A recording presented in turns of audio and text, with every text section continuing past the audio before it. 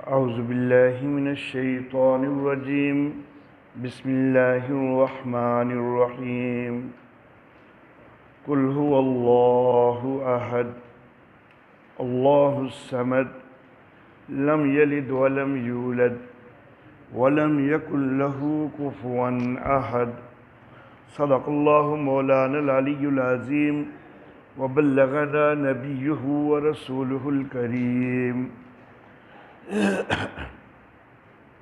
محترم احباب، فہم دین کورس کی کلاس کا آج 13واں دن ہے، اور آج کے حفظ کے لیے یہ مختصر سی سورہ مبارکہ سورۃ الاخلاص ہے۔ اس کو ترجمہ سمیت آپ احباب نے یاد کرنا ہے۔ ترجمہ بھی عرض کر دیتا ہوں۔ کل کہہ دیجئے، یہ نبی اکرم صلی اللہ علیہ وآلہ وسلم کو خطاب ہوتا ہے کہ اے نبی آپ کہہ دیجئے هو اللہ احد، وہ اللہ ایک ہے، اللہ الصمد، اللہ بے نیاز ہے، لم یلد، اس نے کسی کو جنا نہیں، ولم یولد، اور نہ ہی وہ کسی سے جنا گیا ہے، وَلَمْ يَكُنْ لَهُ كُفُوًا أَحَدٌ، اور کوئی اس کا ہمسر نہیں ہے، کوئی اس کی برابری کا دعویٰ کر سکنے والا نہیں ہے۔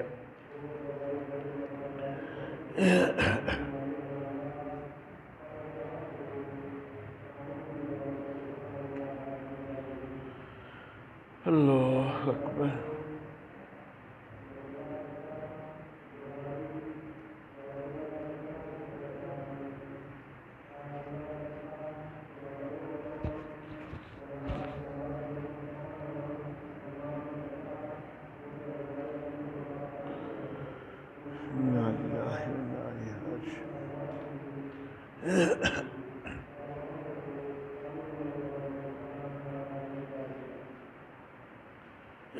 محترم احباب، عربی زبان جو ہے وہ بہت زیادہ فصاحت و بلاغت والی ہے، اور عربی زبان کے اندر کئی ایسے الفاظ ہیں کہ جن کا اردو ترجمہ ہم پوری طرح، جس طرح اردو ترجمہ کا اس لفظ کا حق ہے تو پوری طرح اس کا ترجمہ نہیں کر پاتے۔ ہم اس کا قریب قریب ترجمہ پھر کرنے پر مجبور ہوتے ہیں۔ یہاں پر اللہ رب العزت نے یہ ارشاد فرمایا کہ اللہ الصمد، ہم اس کا ترجمہ کرتے ہیں کہ اللہ بے نیاز ہے، لیکن یہ ترجمہ جو ہے یہ 100% الصمد کا مفہوم ادا نہیں کرتا، یہ بس قریب قریب اس کے ہے، تو اس لیے ہم یہ لفظ استعمال کر دیتے ہیں۔ الصمد ایسے بے نیاز کو کہا جاتا ہے کہ ساری کائنات اس کی محتاج ہو اور وہ کسی کا محتاج نہ ہو۔ اب یہاں پر الصمد کا ترجمہ جو ہم بے نیاز کرتے ہیں، اس میں یہ دوسری چیز تو آ جاتی ہے کہ وہ کسی کا محتاج نہیں، وہ بے نیاز ہے، وہ کسی کا محتاج نہیں، لیکن ساری کائنات اس کی محتاج ہے۔ الصمد کے مفہوم میں یہ چیز بھی پائی جاتی ہے، لیکن یہ اس ترجمہ میں نہیں آتی ہے۔ تو بہرحال اردو میں ہمارے پاس کوئی ایسا لفظ ہی نہیں ہے کہ جس کا جو ہے نا یہ دونوں مفہوم جس کے اندر سمٹتے ہوں کہ ساری کائنات اس کی محتاج اور وہ کسی کا محتاج نہیں۔ چونکہ ایسا کوئی لفظ اردو میں نہیں ہے، تو پھر یہ قریبی ترجمہ جو ہے وہ ہمیں کرنا پڑتا ہے کہ اللہ بے نیاز ہے۔ آج کے درس کے لیے جو حدیث مبارکہ یاد کرنی ہے، سنن ابن ماجہ سے روایت ہے، حضرت سہل ابن سعد رضی اللہ تعالیٰ عنہ روایت کرتے ہیں کہ نبی اکرم صلی اللہ علیہ وآلہ وسلم نے ارشاد فرمایا کہ ازہد فی الدنیا یحبک اللہ، ازہد فی ما فی عید الناس یحبوک، ازہد بے رغبتی کر، فی الدنیا دنیا سے، یحبک اللہ اللہ تجھ سے محبت کرے گا، یعنی دنیا کا لالچ نہیں کرنا، دنیا کے پیچھے نہیں لگے رہنا، دنیا سے بے رغبتی کرنی ہے، دنیا کی طرف کوئی زیادہ توجہ نہیں کرنی، اللہ کی محبت حاصل ہوگی۔ ازہد فی ما فی عید الناس، جو لوگوں کے ہاتھوں میں ہے اس سے بے رغبتی کر، یحبو کا تو لوگ بھی تجھ سے محبت کریں گے۔ انسان کو معاشرے کے اندر رہتے ہوئے اپنی عزت اور اپنے وقار کا خاص طور پر خیال رکھنا چاہیے، اور انسان کو یہ بھی چاہیے کہ وہ ایسے کام کرے کہ جس سے اللہ رب العزت کی محبت حاصل ہو۔ تو اس کے لیے نبی اکرم صلی اللہ علیہ وآلہ وسلم نے یہ چیز ارشاد فرمائی ہے کہ دنیا سے بے رغبتی اختیار کرو، اللہ کی محبت حاصل ہوگی۔ یہاں پر میں یہ عرض کرنا چاہوں گا کہ اسلام جو ہے یہ رہبانیت کا درس نہیں دیتا۔ اسلام یہ نہیں کہتا کہ دنیا کو بالکل تیاگ دو، دنیا کو بالکل چھوڑ دو، ختم کر دو۔ اسلام ایسی کوئی تعلیم نہیں دیتا۔ اسلام یہ تعلیم دیتا ہے کہ دنیا اور آخرت دونوں کی طرف توجہ ایک بیلنس کے مطابق رکھو۔ دنیا کی طرف توجہ اتنی زیادہ نہ ہو جائے کہ وہ آخرت کے مقابلہ میں دنیا کی محبت ہی آگے بڑھنے لگ جائے اور آخرت کی طرف توجہ ہٹ جائے، بلکہ آخرت کی محبت اتنی زیادہ ہونی چاہیے کہ دنیا اس کے مطابق رہے، دنیا جو ہے، دنیا طلبی جو ہے وہ بھی آخرت کی محبت کے تحت رہے۔ اب یہ آخرت کی محبت کے تحت رہے، اس سے کیا مراد ہے؟ اس سے مراد یہ ہے کہ اگر ایک آدمی وہ کوئی بھی کام کرنے لگا ہے جو کہ دنیا والا ہے، دنیا طلبی والا ہے، تو اگر وہ جائز ذرائع سے کرے گا تو سمجھا جائے گا کہ یہ آخرت کی محبت کے تابع ہو کے کیا ہے، لیکن اگر وہ ناجائز ذرائع سے کرے گا تو گویا کہ اس نے آخرت کی محبت کو پیچھے ڈال دیا ہے اور دنیا کی محبت کو آگے لے آیا ہے۔ تو انسان کو جائز ذرائع استعمال کرنے چاہیے دنیا کے لیے۔ اللہ رب العزت نے قرآن حکیم میں خود دعا سکھلائی ہے کہ ربنا آتنا فی الدنیا حسنہ وفی الآخرۃ حسنہ وقنا عذاب النار۔ تو اللہ نے یہ نہیں کہا کہ دنیا کو بالکل تیاگ دو، بلکہ دنیا کے بھی اچھا ہونے کی دعا سکھلائی ہے خود اللہ رب العزت نے۔ یا اللہ ہمیں دنیا میں بھی اچھا عطا کر، اور لیکن ساتھ فرمایا کہ وفی الآخرۃ حسنہ، آخرت میں بھی یا اللہ اچھا عطا کر۔ لیکن آخرت کی چونکہ اہمیت زیادہ ہے تو اس لیے وہاں پر صرف وفی الآخرۃ حسنہ پر بس نہیں کیا، بلکہ ساتھ فرمایا کہ یہ بھی مانگا کرو کہ وقنا عذاب النار، یا اللہ ہمیں جہنم کی آگ سے بچا لے۔ تو آخرت کے حوالہ سے دعا زیادہ ہو گئی، دنیا کے حوالہ سے دعا کم ہو گئی۔ اللہ واللہ، میں اکثر کہا کرتا ہوں کہ دنیا کو بھی اختیار ضرور کرو، لیکن اس کو بطور مقصد نہ اپنا لو۔ دنیا صرف بقدر ضرورت، اور آخرت جو ہے اس کو بطور مقصد اپنا لو، اور زیادہ طلب جو ہے وہ آخرت کی کرو۔ صحابہ کرام رضوان اللہ علیہم اجمعین، ان میں ایسی شخصیات بھی موجود تھیں کہ جو بڑی مالدار تھیں، لیکن انہوں نے اس مالداری کو آخرت کی محبت پہ غالب نہیں آنے دیا۔ وہ مالداری میں آ کے اللہ کے شکر کو بھول نہیں گئے، بلکہ اللہ کی راہ میں خرچ کرنا اور دیگر نیکی کے امور ان میں وہ انتہائی آگے بڑھ کے تھے۔ تو بہرحال دنیا سے بے رغبتی کر، اللہ تجھ سے محبت کرے گا۔ ازہد فی ما فی عید الناس، جو لوگوں کے ہاتھوں میں ہے اس سے بے رغبتی کر، یعنی لوگوں کی چیزوں کا لالچ نہ کر کہ یہ بھی مجھے مل جائے، یہ بھی مجھے مل جائے۔ جب انسان صرف اللہ رب العزت کے اوپر اپنی توقعات لگاتا ہے نا اور اللہ ہی سے مانگتا ہے تو انسان کا وقار بنتا ہے۔ لیکن اگر انسان انسانوں سے مانگنا شروع ہو جائے اور ان چیزوں کے اوپر لالچ رکھنا شروع کر دے اور امید رکھنا شروع کر دے کہ مجھے یہ گفٹ ملے گا فلاں سے، مجھے یہ چیز ملے گی، تو آہستہ آہستہ اس کا وقار لوگوں کی نگاہ میں گرتا جاتا ہے۔ تو دنیا والوں کے پاس جو کچھ ہے اس سے بے رغبتی رکھو، دنیا والے تم سے محبت رکھیں گے۔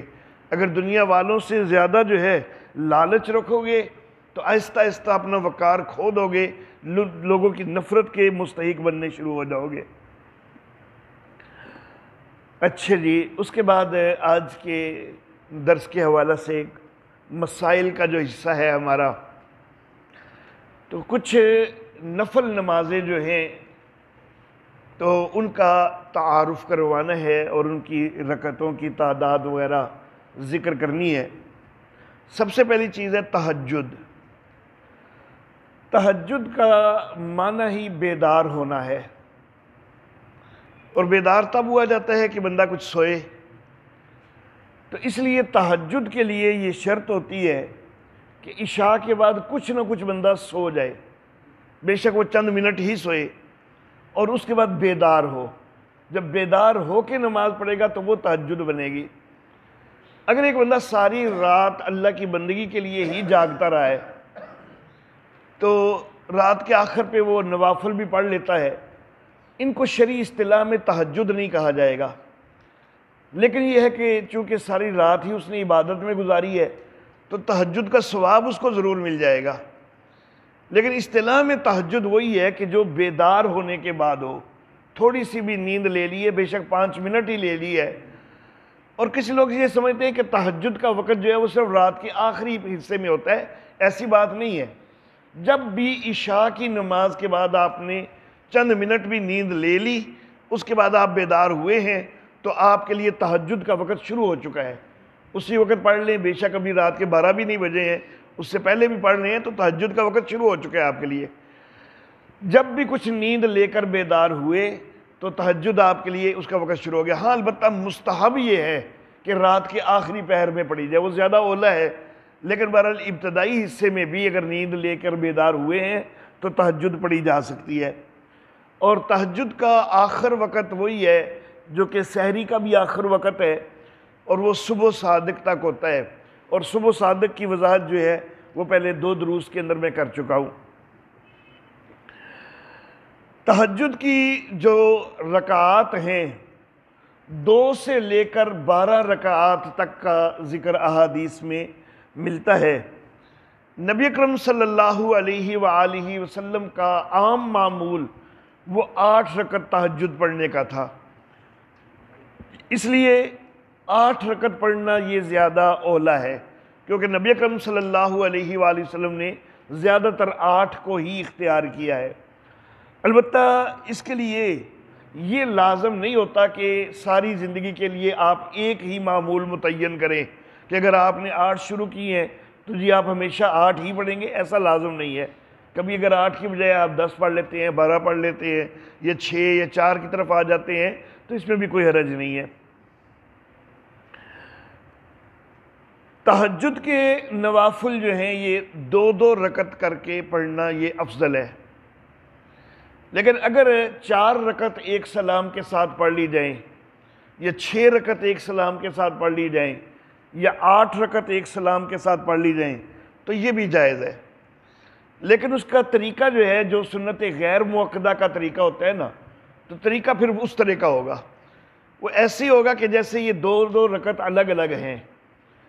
جب اگر مثال کے طور پر اب ایک سلام کے ساتھ اگر فرض کرو آپ 8 رکعت پڑھنے لگے ہیں تو دوسرا قاعدہ، چوتھا قاعدہ، یعنی 2 رکعت کے بعد کا، 4 رکعت کے بعد کا، 6 رکعت کے بعد کا اور 8 رکعت کے بعد کا جو قاعدہ ہے، ان سارے رکعتوں میں درود شریف اور دعا سمیت جو ہے وہ پڑھنا ہے، اور پہلی رکعت میں بھی ثنا پڑھنی ہے، تیسری میں، پانچویں میں اور ساتویں میں، کیونکہ یہ ایسے ہی ہے کہ جیسے دو دو رکعت الگ الگ ہیں، صرف درمیان میں سلام نہیں پھیرا گیا۔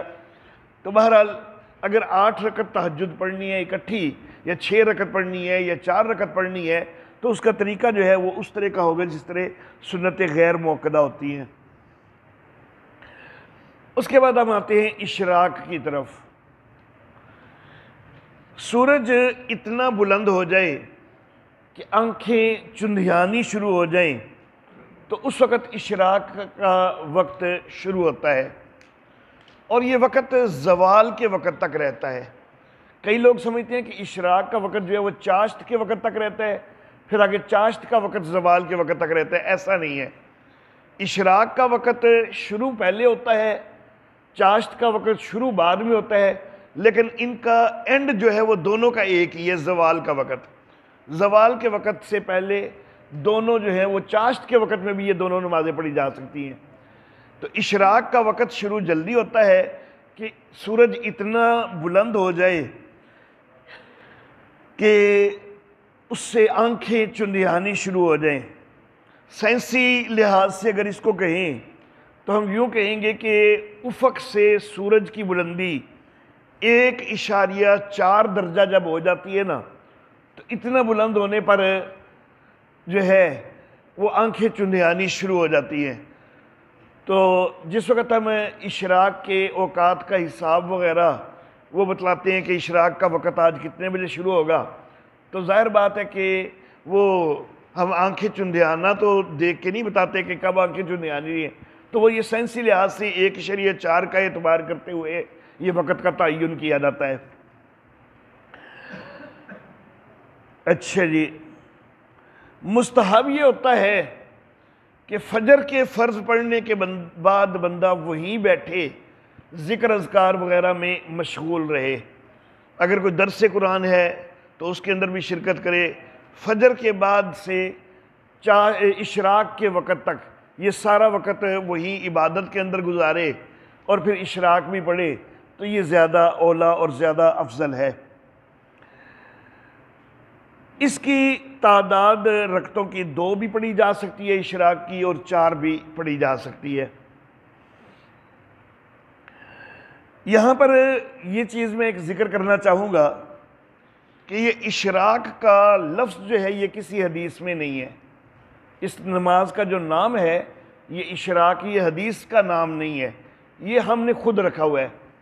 اسی طرح آگے جو چاشت کا لفظ ہے تو تو عربی میں ہے ہی نہیں نا، تو اس سے تو یہ واضح ہو جاتا ہے کہ وہ حدیث کا لفظ نہیں ہے، تو یہ نام ہم نے خود رکھے ہوئے ہیں، اشراق اور چاشت۔ حدیث مبارکہ میں زیادہ تر ضحیٰ کا لفظ ہی ان دونوں نمازوں کے لیے آیا ہے، ضحیٰ کا لفظ ہی آیا ہے، لیکن نمازیں 2 اس طرح ثابت ہوتی ہیں کہ ایک نماز کے متعلق یہ ذکر آتا ہے حدیث میں کہ یہ اس وقت پڑھی جائے کہ جب سورج تھوڑا بلند ہوا ہے، اور دوسری نماز کے متعلق یہ جو آتا ہے کہ جس وقت اونٹوں کے بچوں کے پاؤں جو ہیں وہ جھلسنے لگ جائیں، اتنی گرمی ہو جائے، تو اس وقت ایک نماز پڑھو۔ تو اوقات چونکہ 2 مختلف ملتے ہیں تو اس لیے یہ 2 مختلف نمازیں جو ہیں وہ پڑھی جاتی ہیں، اشراق اور چاشت۔ لیکن حدیث کے اندر اشراق کا لفظ یا چاشت کا لفظ نہیں ہے، حدیث میں دونوں کے لیے ضحیٰ کا لفظ ہے، اور جو چاشت جس کو ہم کہتے ہیں اس کے لیے حدیث میں اوابین کا لفظ بھی ہے۔ ہم اوابین جو ہے نا وہ شام کے بعد 6 رکعت کو عام طور پر سمجھتے ہیں، وہ بالکل غلط ہے۔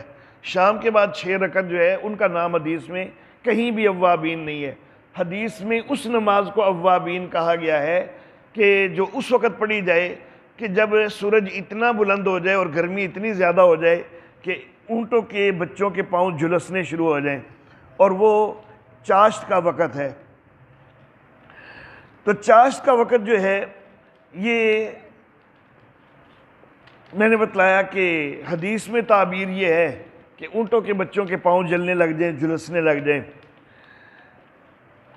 جو وقت کا تعین اس کے لیے ہم کرتے ہیں تو وہ یہ ہوتا ہے کہ کل سارے دن کا سورج کے طلوع ہونے سے لے کر غروب ہونے تک کا جو کل وقت ہے وہ سارا وقت لیتے ہیں اور اس میں سے 1/4 حصہ گزرنے دیتے ہیں۔ جب 1/4 حصہ گزر گیا، جس کو اصطلاح میں کہتے ہیں کہ پہلا پہر گزر گیا اور دوسرا پہر جو ہے وہ شروع ہو گیا، تو اس وقت جو ہے یہ چاشت کا وقت ہوتا ہے۔ اور آخر وقت اس کا بھی اور اشراق کا بھی وہ زوال تک ہے۔ چاشت کی رکعتوں کی تعداد 2 سے لے کر 12 تک اگرچہ ملتی ہے، لیکن بہرحال 8 تک جو ہے نا وہ صحیح سند سے ثابت ہے۔ 12 والی روایت جو ہے وہ اس کے اندر ضعف پایا جاتا ہے۔ تو تہجد، اشراق اور چاشت یہ 3 چیزیں ہو گئیں۔ اس کے بعد ضحیٰ کا لفظ عام طور پر نفل نماز کے حوالے سے ملتا ہے، تو وہ میں نے بتلا دیا کہ وہ انہی دونوں نمازوں کے لیے استعمال ہوتا ہے، اشراق کے لیے بھی اور چاشت کے لیے بھی۔ اوابین کا لفظ جو استعمال ہوتا ہے تو وہ عام طور پر جو لوگ سمجھتے ہیں مغرب کی بعد 6 رکعت، تو وہ نہیں ہے، بلکہ وہ اوابین کو ہی چاشت کہا گیا ہے۔ مغرب کے بعد 6 رکعت کی روایت موجود ہے اور مغرب کے بعد 20 رکعت کی ایک روایت بھی موجود ہے۔ روایتیں دونوں جو ہیں ان کے اندر کسی نہ کسی حد تک ضعف پایا جاتا ہے، لیکن 6 رکعت والی جو روایت ہے نا اس کی اسناد زیادہ ہیں، اور جس وقت ایک روایت ضعیف ہو لیکن اس کی سندیں زیادہ ہو جائے نا تو اس کو قبولیت جو ہے اس کی ہو جاتی ہے، اس کو قبول کر لیتے ہیں اور اس کو کہتے ہیں کہ یہ حسن لغیر ہی کے درجے میں ہے۔ حدیث کے قبول کرنے کے 4 درجے ہوتے ہیں۔ صحیح لذات ہی یہ سب سے اعلیٰ درجہ ہوتا ہے، پھر صحیح لغیر ہی یہ دوسرے نمبر پہ ہوتا ہے، پھر حسن لذات ہی یہ تیسرے نمبر پہ ہوتا ہے، اور سب سے آخر پہ ہوتا ہے حسن لغیر ہی۔ لیکن بہرحال حسن لغیر ہی پر بھی عمل جو ہے وہ ہو جاتا ہے، اس کو بھی قبول کیا جاتا ہے۔ تو یہ حسن لغیر ہی کے درجے میں بہرحال وہ روایت قابل قبول ہے، تو اس لیے 6 رکعت جو ہے وہ پڑھ لینی چاہیے۔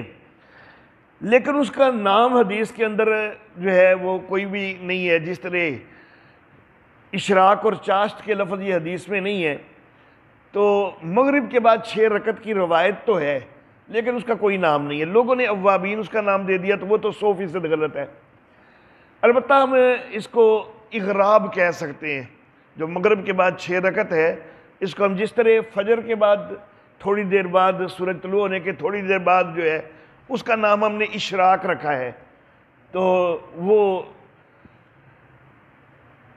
مشرق کے حوالہ سے ہے، سورج جو ہے وہ مشرق سے طلوع ہوتا ہے، تو مغرب کے تھوڑی دیر بعد جو ہے تو اس کا نام ہم اغراب رکھ سکتے ہیں۔ دیکھیں ہم نے اور کئی نام بھی تو احادیث سے ہٹ کے خود رکھے ہوئے ہیں۔ عشاء کی نماز، وہ ابھی 2-4 دن پہلے ادھر ہی بات ہو رہی تھی کہ وہ کفتہ اس کو کہتے ہیں، یا عصر کی نماز دیگر، ظہر کی نماز پیشی، تو یہ سارے نام ہمارے اپنے رکھے ہوئے ہیں۔ تو اگر ایک اغراب بھی لکال مسلم رکھ لیتا ہے تو اس میں بھی کوئی فرق نہیں پڑتا ہے۔ تو یہ نام اس کا اگر رکھنا ہی ہے ضرور، اوابین تو بالکل نہیں رکھا جا سکتا، کیونکہ وہ تو حدیث میں صراحت موجود ہے کہ اوابین وہ نماز ہے کہ جب دن کا وقت ہو، تو یہ تو مغرب کے بعد پڑھی جاتی ہے، اس لیے اوابین تو بالکل غلط ہے۔ ضرور اس کا اگر کوئی نام رکھنا ہے تو وہ اغراب رکھا جا سکتا ہے۔ اچھا جی، اس کے بعد جو آج کے درس کے لیے دعائیں یاد کرنی ہیں، مسجد میں داخل ہوتے وقت اللہم افتح لی ابواب رحمتک، تو یہ دعا مسجد میں داخل ہونے کے لیے، اے اللہ میرے لیے اپنی رحمت کے دروازے کھول دے۔ اور مسجد سے باہر نکلتے وقت اللہم انی اسألک من فضلک، اتنے لفظ یہ حدیث سے ثابت ہیں۔ عام طور پر لوگ آگے ورحمتک کا لفظ بھی شامل کر دیتے ہیں، لیکن وہ صحیح حدیث سے ثابت نہیں ہے۔ تو اللہم انی اسألک من فضلک، اتنے لفظ ثابت ہیں تو اتنی ہی پڑھنی اولا ہے۔ اللہم اے اللہ، انی اسألک بے شک میں تجھ سے مانگتا ہوں، من فضلک تیرا فضل۔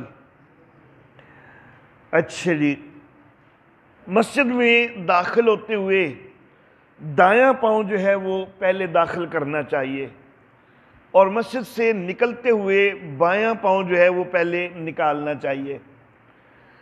یہ جو دعا پڑھنی ہے یا دایاں پاؤں مسجد میں پہلے داخل کرنا ہے، بایاں پہلے نکالنا ہے، اس میں مسجد کا کون سا مقام مراد ہے؟ عام طور پر لوگ سمجھتے ہیں کہ جو باہر دروازہ ہے، گیٹ ہے، تو اس میں سے داخل ہوتے وقت کے لیے یہ معمول ہے، اور عموماً جو ہے وہ مساجد میں وہ باہر کے گیٹ کے اوپر ہی جو ہے نا وہ پٹیاں وغیرہ لگائی گئی ہوتی ہیں دعا کی، لیکن اصل میں یہ اس جگہ کے لیے نہیں ہے، بلکہ جس جگہ پر مسجد کی وہ حدود شروع ہوتی ہیں کہ جن حدود میں نماز ادا ہوتی ہے، تو وہ مسجد ہے اصطلاحی طور پر، جہاں پر آپ جوتے اتار کے تو اندر داخل ہوتے ہیں، جہاں پر نماز کے لیے جو ہے وہ آپ پہنچتے ہیں، تو وہ مسجد کی حدود ہوتی ہیں۔ مسجد کی جو یہ ٹوٹیوں والی جگہ ہوتی ہے تو وہ مسجد کی حدود نہیں ہوتی۔ ہماری یہ مرکزی مسجد کی وہ بالکل آخر پہ وہ سین کے بالکل ساتھ متصل ہی وہ ٹوٹیوں والی جگہ بنی ہوئی ہے، لیکن وہ مسجد کا حصہ نہیں شمار ہوگی۔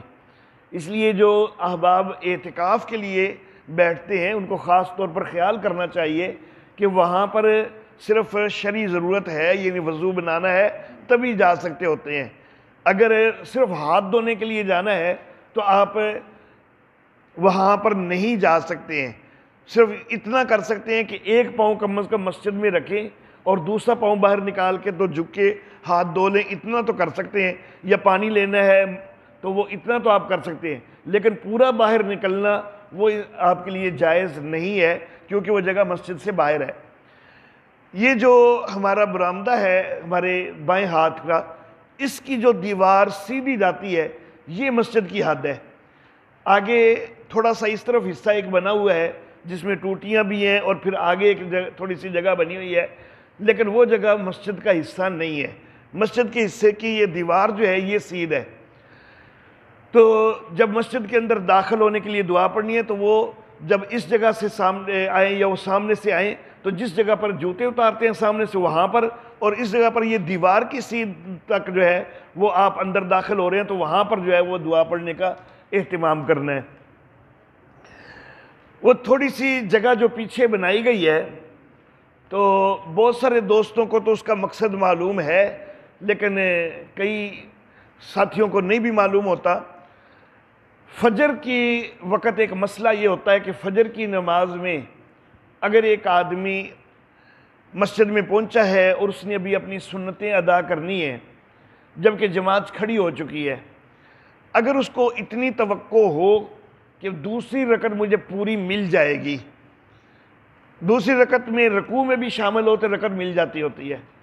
اب چونکہ فجر میں قرات طویل ہوتی ہے، پہلی رکعت میں بھی طویل قرات ہے، دوسری میں بھی، تو اتنی دیر میں آرام سے بندہ 2 سنتیں ادا کر سکتا ہوتا ہے۔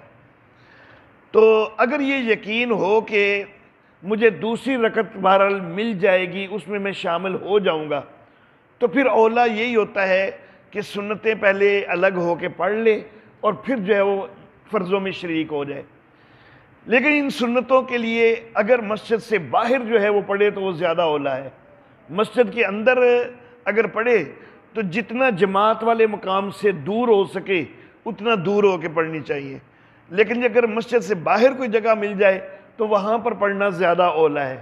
تو اس آسانی کے لیے یہاں پر جامعہ مسجد مرکزی میں ہم نے وہ جگہ بنائی ہوئی ہے سائیڈ پہ کہ اگر کوئی آدمی آتا ہے، کوئی ساتھی آتا ہے تو فجر کی سنتیں اگر اس کی رہتی ہیں تو وہاں پر جو ہے وہ پڑھ لے۔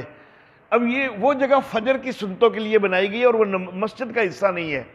اب کئی لوگ یہ غلطی کرتے ہیں کہ اس کو بھی مسجد کا حصہ سمجھتے ہیں، گھر سے آتے ہیں مسجد میں نماز پڑھنے کے لیے اور وہاں پڑھ کے چلے جاتے ہیں، وہ جو مسجد والا ثواب ہے وہ حاصل کوئی نہیں ہوتا۔ تو یہ کوتاہی نہ کریں، مسجد کے واقعی جو حدود ہیں ان کے اندر داخل ہو کے نماز پڑھیں تو مسجد کا ثواب ملے گا۔ اسی طرح جو ہمارا جامعہ محمدیہ ہے اس کے ساتھ مسجد نعمانی ہے، تو وہاں پر بھی ہم نے فجر کی سنتوں کے لیے ایک جگہ جو ہے وہ ٹوٹیوں کے قریب الگ سے بنائی ہوئی ہے۔ تو اکثر مساجد میں تو یہ نہیں بنائی گئی ہوتی، لیکن ہم نے بہرحال یہ اہتمام کیا ہوا ہے تو اس کا خیال کرنا چاہیے۔ اچھا جی،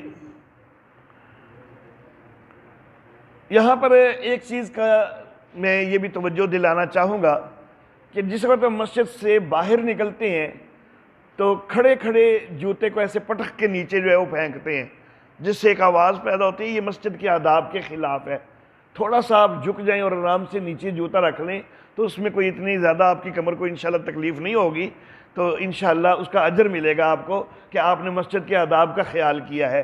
تو یہ چیز جو ہے کہ مسجد سے نکلتے ہوئے پٹک کے جوتا پھینکنا یہ انتہائی غلط چیز ہے.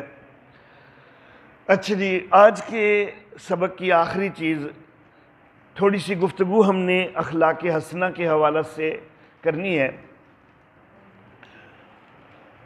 نبی اکرم صلی اللہ علیہ وآلہ وسلم آپ کا ارشاد ہے کہ میں تو اخلاق کی اصلاح کے لیے مبعوث کیا گیا ہوں. تو جب نبی اکرم صلی اللہ علیہ وآلہ وسلم یہ ارشاد فرما رہے ہیں کہ میری بعثت کا مقصد اخلاق کی اصلاح ہے، اگرچہ اصل چیز جو ہے وہ عقائد ہیں، عقائد کی اصلاح ہے، لیکن اس کے ساتھ ساتھ معاشرت اور اخلاق یہ سب کچھ جو ہے وہ دین میں شامل ہے، اور وہ بھی بنیادی ضروریات میں سے ہے. ایک بندے کا عقیدہ 100% درست ہو لیکن باقی اس کے اندر ہر قسم کی برائی موجود ہو تو یہ بھی تو نہیں ہونا چاہیے. اسلام جو ہے یہ دین ہے، یہ صرف مذہب نہیں ہے. مذہب جو ہوتا ہے نا وہ صرف چند عبادات کے مجموعے کا نام ہوتا ہے کہ بس یہ عبادات کر لی، اور چند عقائد کے مجموعے کہ بس یہ عقیدہ بنا لیا اور یہ عبادت کر لی، باقی آپ جو مرضی کرتے رہو، وہ مذہب ہے. لیکن اسلام مذہب نہیں ہے صرف، بلکہ اسلام مکمل دین ہے. ان الدین عند اللہ الاسلام، اور حقیقی معنوں میں دین کہلانے کے مستحق ہے ہی صرف اسلام، کیونکہ اسلام جو ہے وہ زندگی کے ہر شعبہ پر رہنمائی دیتا ہے. انسان ہمیں اپنا اٹھنا بیٹھنا چلنا پھرنا یہ سب کچھ سکھاتا ہے. تو اخلاق حسنہ جو ہیں اس کی بہت زیادہ اہمیت ہے. اخلاق کہتے کس کو ہیں؟ دیکھیں، انسان جو ہے یہ اس کو کہتے ہیں کہ یہ معاشرتی حیوان ہے، یعنی یہ ایسا حیوان ہے کہ جو ایک معاشرے کے اندر رہنا پسند کرتا ہے. اس کے لیے دوسرا لفظ مدنی الطبع استعمال کیا جاتا ہے کہ طبعی طور پر یہ مدنیت پسند ہے. مدنیت یعنی معاشرے کے اندر رہنا، شہروں کے اندر رہنا، تو یہ مدنی الطبع ہے کہ طبعی طور پر اس کی فطرت ہے کہ یہ گھل مل کے رہنے کو پسند کرتا ہے. بہت کم ہوتے ہیں انسان کے جو اپنی اصل فطرت سے ہٹے ہوتے ہیں، تو وہ بالکل علیحدگی پسند ہوتے ہیں اور وہ معاشرے سے کٹ کے رہنا چاہتے ہیں، لیکن پھر وہ مشکلات کا شکار ہی رہتے ہیں. فطری طور پر انسان معاشرے کے اندر رہنے کو ترجیح دیتا ہے، اور اسی کے اندر بھلائی بھی ہے. معاشرے کے اندر رہتے ہوئے ایک دوسرے کے ساتھ تعاون بھی ہوتا ہے، ایک دوسرے کے ساتھ تعلق بھی رکھنا ہوتا ہے. اب یہ جو ایک دوسرے سے تعلق رکھنا ہے، یہ دیکھنا ہے کہ یہ تعلق ہم اچھا رکھ رہے ہیں یا برا رکھ رہے ہیں. اگر ہم یہ اچھا تعلق رکھ رہے ہیں تو ہمارا ایک دوسرے سے نباہ اچھا ہے، اور اگر ہم برا تعلق رکھ رہے ہیں تو گویا کہ ہم اچھا نباہ نہیں کر رہے. تو یہ جو نباہ کرنا ہے یہی اخلاق ہے. اگر ہم اچھا نباہ کر رہے ہیں تو ہمارا اخلاق اچھا ہے، اگر ہم برا نباہ کر رہے ہیں تو ہمارا اخلاق جو ہے یہ برا ہے. تو اس کے لیے چند دن پہلے حدیث مبارکہ آئی تھی کہ لا یؤمن احدکم حتی یحب لاخیہ ما یحب لنفسہ، کہ اس وقت تک تم میں سے کوئی کامل مومن نہیں بن سکتا کہ جو اپنے بھائی کے لیے بھی وہی پسند نہ کرے جو اپنے لیے پسند کرتا ہے. تو جو اخلاق آپ اپنے لیے چاہتے ہیں نا کہ لوگ میرے ساتھ یہ اخلاق رکھیں، تو وہی اخلاق خود بھی آپ دوسروں کو دیں نا.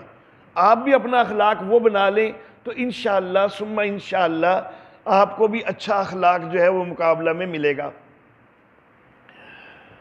دیکھیں، تحدیث بن نعمت کے طور پر بعض اوقات کچھ باتیں کہنی پڑ جاتی ہیں، فخر نہیں ہے. تحدیث بن نعمت کے طور پر عرض کرنا چاہوں گا کہ اللہ کا شکر ہے کہ اللہ رب العزت نے اپنی استطاعت کے مطابق مجھے یہ توفیق دی ہے کہ اچھے اخلاق سے ہر ایک سے پیش آتا ہوں. اب کئی دوست ایسے ہیں، معاشرے کے کئی افراد ایسے ہیں جو دل میں شدید مخالفت رکھتے ہیں، میرے لیے سخت دشمنی رکھتے ہیں، عقائد کے لحاظ سے فرق ہو جاتا ہے، تو میں نے تو ہمیشہ حق بیان کرنا ہے، الحمدللہ کر بھی رہا ہوں اور انشاءاللہ مرتے دم تک کرنا ہے۔ تو جس وقت اگرچہ میں کسی کے اوپر تان نہیں کرتا، لیکن الحمدللہ ثم الحمدللہ اللہ نے قوی دلائل دینے کا ملکہ رکھا ہے۔ اب جب کسی بھی مسلک کے خلاف قوی دلائل آتے ہیں نا، تو ان کو پھر ظاہر ہے کہ تکلیف تو ہوتی ہے، دشمنی تو دل میں ہوتی ہے۔ تو میں کئیوں کو جانتا بھی ہوں کہ جن کے دلوں میں کافی اچھی طرح بغض بھرا ہوا ہے میرے متعلق اور بہت نفرت رکھتے ہیں، لیکن الحمدللہ میں پھر بھی اچھے اخلاق سے ہی پیش آتا ہوں۔ اور مجھے آج تک ان لوگوں سے بھی عموماً کبھی کبھی ہے کوئی واقعہ پیش آ جائے زندگی میں، کوئی ایک دو واقعہ، لیکن عموماً ان سے بھی مجھے پھر اچھا اخلاق ہی ملا ہے۔ بے شک وہ مجبور ہو کہ اچھا اخلاق پیش کرتے ہیں، لیکن بہرحال میرے ساتھ وہ تمیز سے ہی بولتے ہیں۔ باقیوں کے ساتھ جیسے مرضی اکھڑ بولتے ہوں، لیکن میرے ساتھ تمیز سے بولتے ہیں۔ تو آپ اگر اپنا اخلاق اچھا رکھیں تو انشاءاللہ ثم انشاءاللہ معاشرے کے اندر آپ کا ایک ایسا وقار بنے گا کہ لوگ آپ کا احساس کریں گے، خیال کریں گے۔ دل میں بے شک کوئی دشمنی اور بغض بھی رکھتا ہوگا نا، تو پھر بھی وہ انشاءاللہ آپ سے اچھے اخلاق سے پیش آنے کی کوشش کرے گا، مجبوراً ہی بے شک کرے۔ تو بہرحال آپ کو بہرحال اس کے حوالے سے دوسروں کی فکر نہیں کرنی کہ وہ کیسے کرتے ہیں۔ یہ ہماری جو ہے نا سب سے بڑی کمزوری ہوتی ہے کہ جیڑا میرے نال جیویں رہے گا میں بھی وہ اونجی رہاں گا۔ اب وہ اونجی رہنا صرف لفظاں دی حد تک ہوندا ہے۔ یہ جو ہے نا کہ جیڑا جیویں رہے گا میں اونجی رہاں گا، یہ اونجی دا بیلنس نہیں ہو پاندا، پھر تسی وہ تو ود جاندے ہو کہ وہ میرے نال برا کردا ہے، تو کہتے تو آپ یہ ہیں کہ میں بھی اتنا ہی برا کروں گا، اور اتنا برا کرنا ٹھیک ہے، گنجائش ہے اس کی، جتنا آپ سے کسی نے برا سلوک کیا ہے اس کی گنجائش میں مانتا ہوں، شرعی طور پر گنجائش ہے کہ اتنا برا آپ اس سے کر سکتے ہو، لیکن کیا آپ اتنے برے پر رہتے ہو؟ ایسا ہوتا نہیں ہے عام طور پر، کوئی ہیں جو اتنے برے پر رہیں گے، لیکن آپ اس سے اور آگے بڑھتے ہو۔ جب آپ اس سے اور آگے بڑھتے ہو تو وہ اگلا کیا اتنا رہے گا، وہ اس سے اور آگے بڑھے گا، پھر آپ اس سے اور آگے بڑھے ہوئے، تو دونوں کے اخلاق برباد ہوتے جائیں گے، دونوں کے اخلاق تباہ ہوتے جائیں گے۔ اور اگر آپ یہ سمجھو نا کہ ایک بندے سے میرا اخلاق اگر برا ہے تو چلو دوسروں سے تو اچھا ہے، نہیں، ایسا نہیں ہوتا۔ جب ایک سے برا آہستہ آہستہ برے میں بڑھتے جاتے ہیں نا، تو اس کا اثر دوسروں سے بات چیت میں بھی پڑتا ہے، آپ کا لہجہ فطری طور پر کرخت ہونا شروع ہو جاتا ہے۔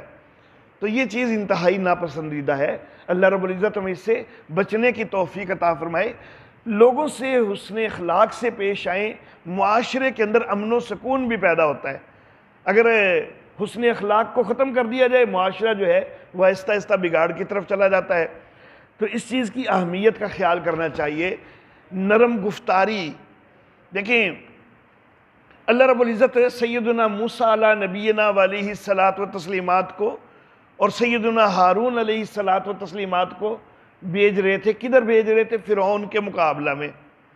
اور فرعون کے مقابلہ میں بھی بھیجتے ہوئے اللہ نے کیا فرمایا؟ قولا لہ قولا لینا، اس سے بات کرنا تو نرمی سے بات کرنا۔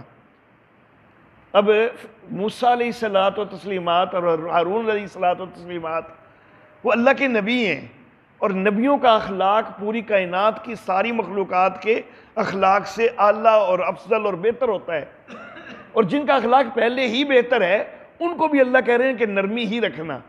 اور حالانکہ مقابلہ میں وہ بہت بڑا بدبخت ہے کہ جو انا ربکم الاعلیٰ کے دعوے کرنے والا ہے، وہ انتہائی بدبخت ہے، بہت برے اخلاق والا ہے، اس کے مقابلے میں جاتے ہوئے بھی نرم بات کرنے کی اللہ نے تلقین فرمائی ہے۔ تو اب اگر ہم دوسروں سے کرخت بولتے ہیں، سخت بولتے ہیں اور بلا وجہ کی فتویٰ بازیاں کرتے ہیں، تو کیا ہمارے مقابل جو ہوتے ہیں فرعون سے بھی زیادہ برے ہوتے ہیں؟ یا ہم کیا حضرت موسیٰ سے بھی کیا زیادہ سلجھے ہوئے ہوتے ہیں؟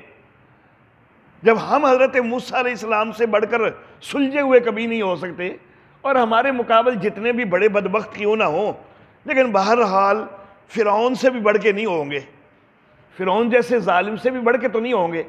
تو پھر جب فرعون جیسے ظالم کے پاس بیچتے ہوئے بھی اللہ رب العزت نے نبی کو، ہم دو نبیوں کو اخلاق اچھا رکھنے، نرم بات کرنے کی تلقین فرمائی ہے، تو میرے احباب ہمیں بھی ایک دوسرے سے اچھے اخلاق سے پیش آنا چاہیے.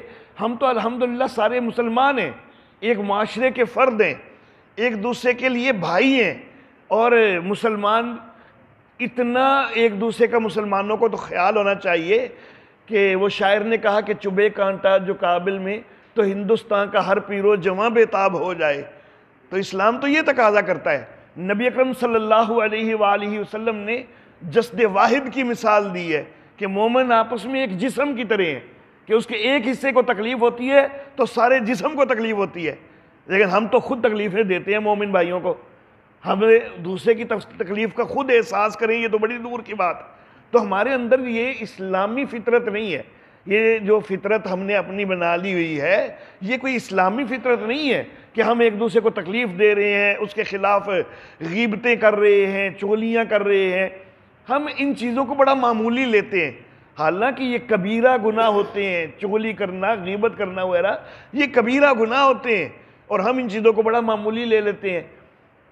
قرآن حکیم نے کتنے شدید لفظ استعمال کیے ہیں کہ غیبت کرنا ایسے کہ جیسے تم اپنے مردہ بھائی کا گوشت کھا رہے ہو.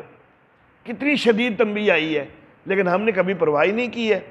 تو میرے محترم احباب، اچھا اخلاق رکھیں، اچھا رویہ رکھیں، دوسروں سے جو اپنے لیے آپ چاہتے ہیں اسی طرح کا آپ اپنے آپ کو بھی دوسروں کے لیے بنائیں. انشاءاللہ معاشرے کے اندر امن و سکون آئے گا. وآخر دعوانا ان الحمدللہ رب العالمین.